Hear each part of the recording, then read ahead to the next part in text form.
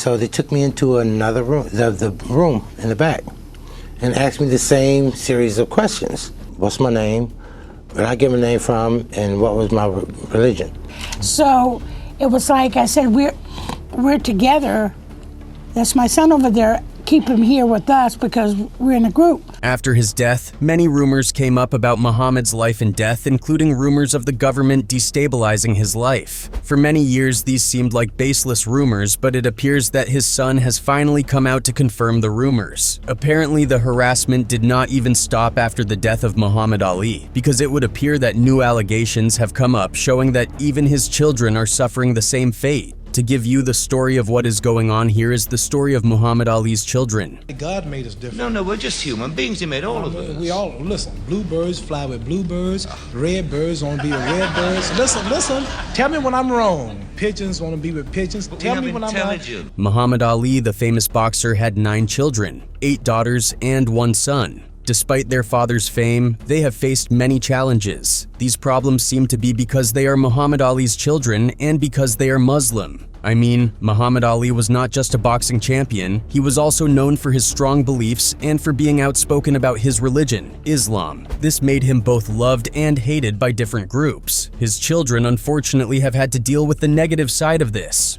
White man in his or her right white mind want black boys and black girls marrying their white sons and daughters, and in return introducing their grandchildren as half-brown, kinky-haired black people. One incident that shows the struggles of Muhammad Ali's children happened on February 7th. Muhammad Ali Jr., the only son of Muhammad Ali, and his mother Khalilah Camacho-Ali were traveling back to the United States from Jamaica. They had gone there for a Black History Month event. When they arrived at the airport in Florida, they were stopped by immigration officials. The first thing the officials asked Muhammad ibn Ali was his name. Then they asked where he got his name from and if he was a Muslim. Muhammad ibn Ali told them his name and said his parents gave him the name. He also said he was a Muslim. The officials did not seem to believe him, so they took him to another room and asked the same questions again. This questioning went on for over 2 hours. Muhammad ibn Ali was shocked. He couldn't understand why he was being treated this way. He is an American citizen and he felt that he should not have been treated differently. His mother, Khalilah Camacho-Ali, was also stopped and questioned. She was confused and upset. She asked the officials why they were separating her from her son. The officials did not give a clear answer. They just kept asking about their names and religion. Khalilah Camacho-Ali was very upset. She told the officials that questions about religion are personal. She felt that the officials were not treating her and her son fairly. She also felt that this treatment was because they are Muslims and because of their famous father, Muhammad Ali. Are you a Muslim? Where did you get your name from? Those were the questions posed by immigration officials to the son of the late boxing legend Muhammad Ali. This incident happened just a few days after President Trump signed an order banning people from 7 majority Muslim countries. While Muhammad Ali Jr. and his mother were not from these countries, it seems they were targeted because of their Muslim names and religion. When Muhammad ibn Ali said he was a Muslim, authorities reportedly held him and questioned him for over 2 hours. The officials later said they were not stopping them because of their religion, but Muhammad Ali Jr. found this hard to believe. He questioned why they would ask about his religion if it wasn't the reason for stopping him. This incident is just one example of how Muhammad Ali's children have been treated unfairly. They have often been under the media's spotlight, sometimes in a negative way. The media has not always been kind to them, sometimes focusing on controversies rather than their achievements. Ali was traveling with his mother, Khalilah Camacho-Ali, the boxing great's second wife and mother of his 4 oldest children. Khalilah and Ali Jr. also expressed their desire to help others who face similar challenges. They want to carry on Muhammad Ali's legacy of fighting for respect and justice. Khalilah mentioned that many immigrants do not have a voice, and it's important for those who can speak out to do so. But it's also surprising that Ali Jr. wasn't all good as he seemed. I know most folks might be wondering what I mean. Now let's change gears and delve into a story that shows the character he really was. Muhammad Ali's daughter-in-law, who was Ali's junior wife, talked about how the boxer's troubled son walked out on her and their 2 daughters just days after he inherited his share of his father's millions. Yep, you heard that right. Now, in an interview with Daily Mail Online, Shakira Ali, 47, shared her shock and sadness after her husband, Muhammad Ali's son, Muhammad Jr., left her and their 2 young daughters soon after inheriting part of his father's fortune. Speaking from her parents' home in Chicago, Shakira described how Muhammad Jr. trashed their apartment before leaving, highlighting his strained relationship with his famous father and long-standing substance abuse abuse issues. Despite the turmoil, Shakira expressed her willingness to forgive him and work on their marriage. She says he ditched her, failing to return to their modest Chicago apartment. I was totally heartbroken.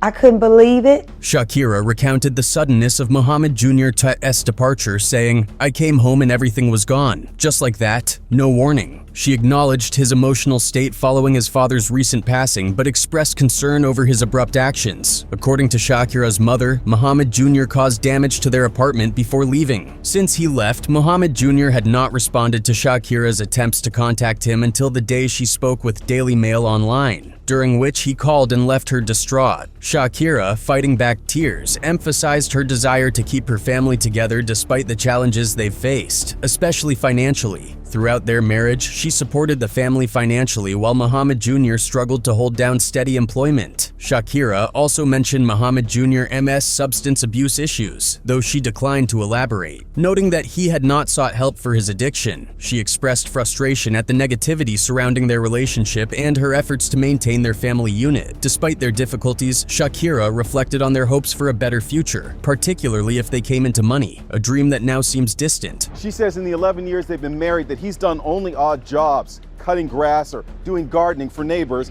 and that she has been the primary breadwinner.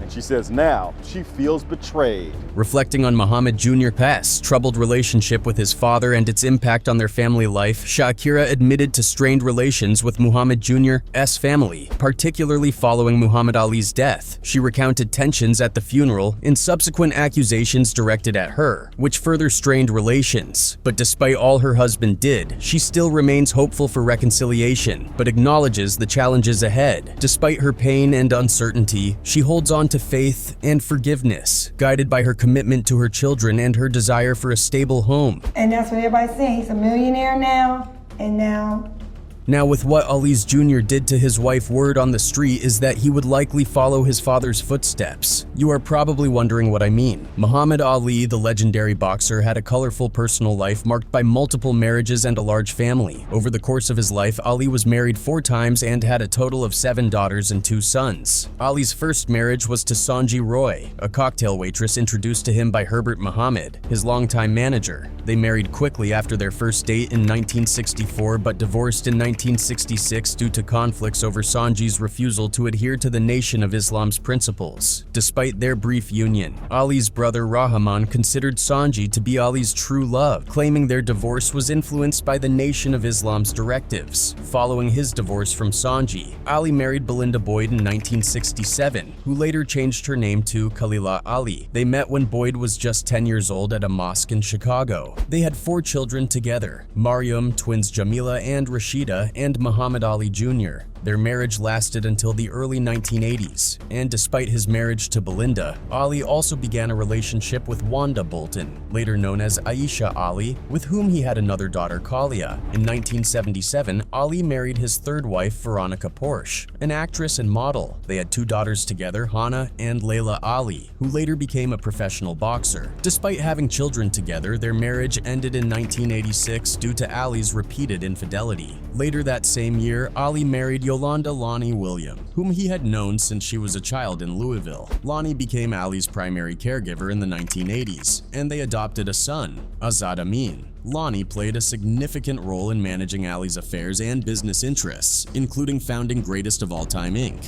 which handled Ali's intellectual properties. Throughout his life, Ali's family remained central to his legacy. Despite the turbulence in his personal relationships, particularly regarding his marriages, Ali was deeply devoted to his children.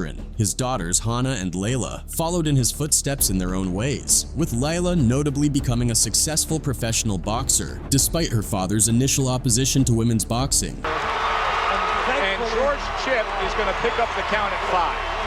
Muhammad Ali faced controversies even after his death, with several individuals claiming to be his children. One of the most notable claims came from Kirsty Mensa Ali, who asserted that she was Ali's biological daughter. She stated that Ali acknowledged paternity and supported her until he cut off contact upon marrying his 4th wife, Lonnie. Despite this, Kirsty maintained connections with Ali's other children and sought permission to mourn at his funeral following his passing. In a separate case in 2010, Osman Williams emerged, alleging to be Ali's biological son. His mother, Temeka Williams, also known as Rebecca Holloway, launched a $3 million lawsuit against Ali in 1981 for sexual assault, claiming that she had started a sexual relationship with him when she was 12, and that her son Osman, born 1977, was fathered by Ali when she was 17. She further alleged that Ali had originally supported her and her son financially, but stopped doing so after 4 years. The case went on until 1986 and was eventually thrown out as her allegations were deemed to be barred by the statute of limitations. According to Veronica, Ali admitted to the affair with Williams, but did not believe Osman was his son, which Veronica supported by saying everybody in the camp was going with that girl. Ali's biographer and friend Thomas Hauser has said this claim was of questionable veracity. Now attention is turning to Ali's will.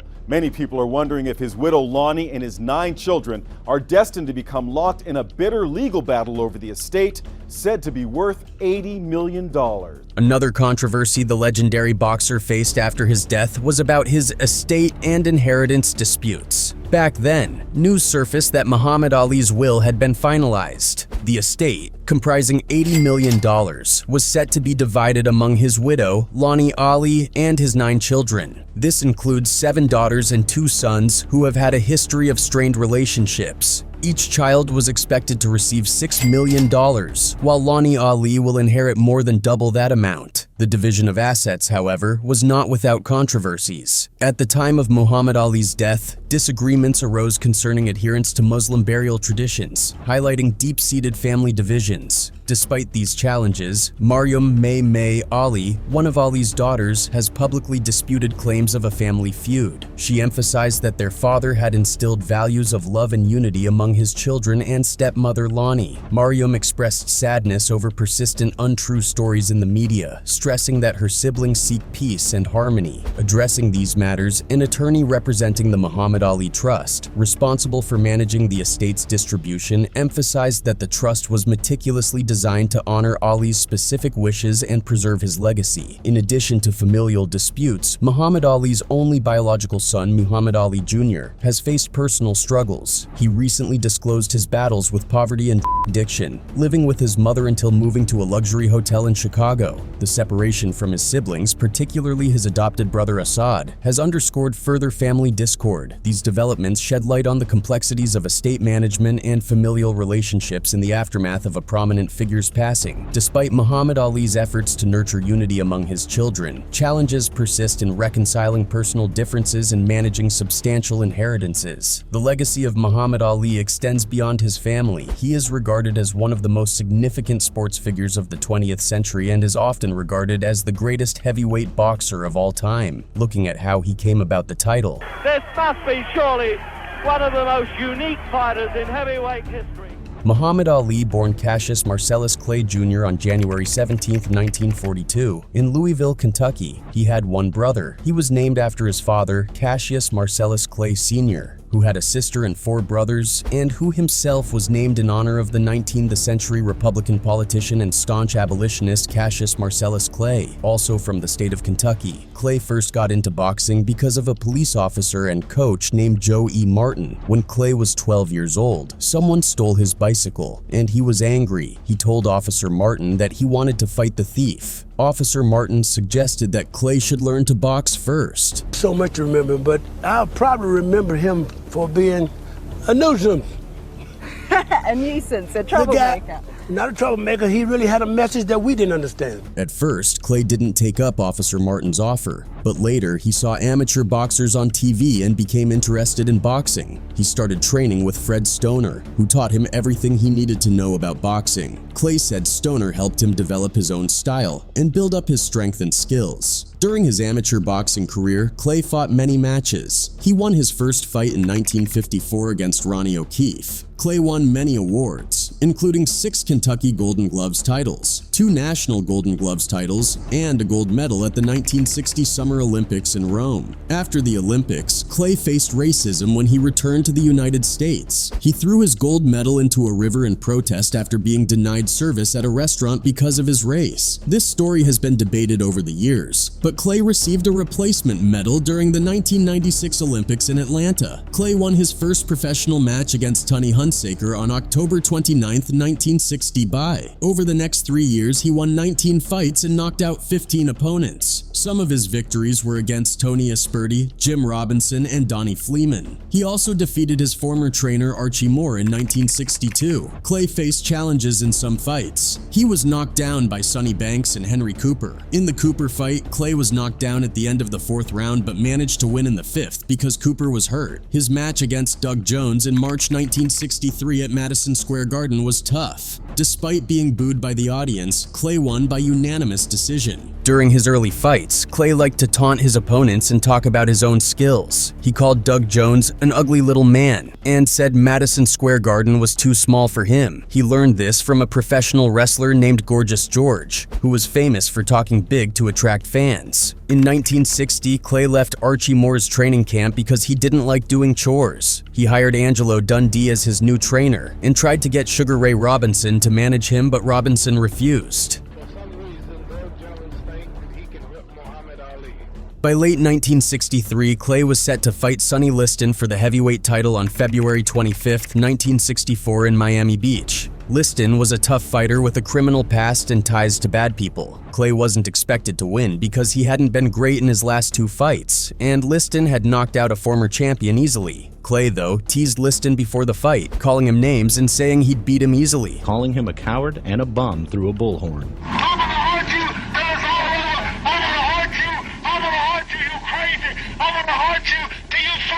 During the fight, Liston tried hard to knock out Clay quickly, but Clay was too fast and moved out of the way. By the end of the 1st round, Clay was hitting Liston a lot. In the 3rd round, Clay hit Liston hard, causing a cut under his eye, which was a first for Liston. In the 4th round, Clay complained his eyes hurt from something on Liston's gloves, but the fight went on. Clay dominated the 6th round, and Liston didn't come out for the 7th, so Clay won. After winning, Clay shouted to the reporters that he was the greatest and had shocked the world. He became the youngest ever heavyweight champion at just 22 years old, setting a record. Shortly after, he changed his name to Cassius X, then Muhammad Ali, after converting to Islam. Ali fought Liston again in 1965 and won in a controversial match. Some thought Liston fell on purpose. Ali defended his title against Floyd Patterson in 1965, winning after 12 rounds. Ali teased Patterson before the fight, and some people criticized Ali for not knocking him out sooner, though Patterson later said he was hurt during the fight. Muhammad Ali joined the U.S. military when he turned 18, but he was later told he could only be called to serve in a national emergency because he didn't pass a test due to his dyslexia. By 1966, the army changed its rules, and Ali was eligible for the draft during the Vietnam War. However, Ali refused to join the army because of his religious beliefs and opposition to the war. He said, "I'm not dodging the draft. War goes against what I believe in as a Muslim." When Ali was called for induction in 1967, he refused to step forward 3 times, risking a prison sentence and losing his boxing titles. Many people were angry with Ali for not serving, and he received death threats. Some supported him, including other famous black athletes like Jim Brown and Kareem Abdul-Jabbar. They believed Ali's stand against the war helped the civil rights movement and inspired others.